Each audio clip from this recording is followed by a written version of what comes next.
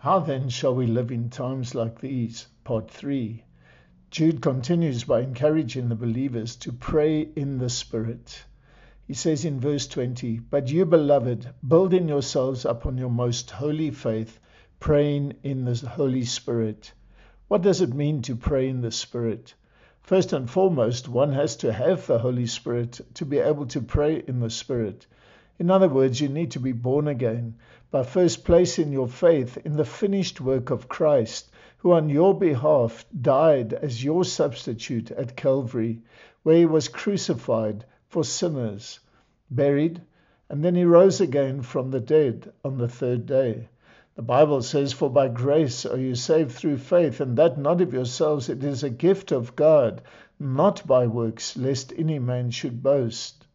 Christ paid the price for the sin debt that we all owe God. And when you believe the gospel, the finished work of Christ at Calvary, and place your faith in him alone for your salvation, then the Holy Spirit regenerates your once dead spirit, and you are born again, made alive to God. The Holy Spirit then indwells you, and now you can pray in the Spirit. Specifically, it is praying by the Word of God, studying, reading, meditating on, and praying in line with the Word of God, and is in contrast to prayers which are recited mechanically or spun off without any real spiritual involvement. It is praying by being led by the Holy Spirit in accordance with the will of God.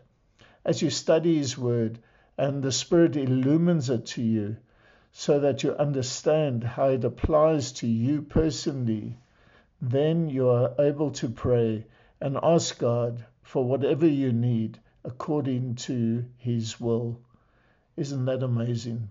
May the Spirit continue leading you in your prayer life.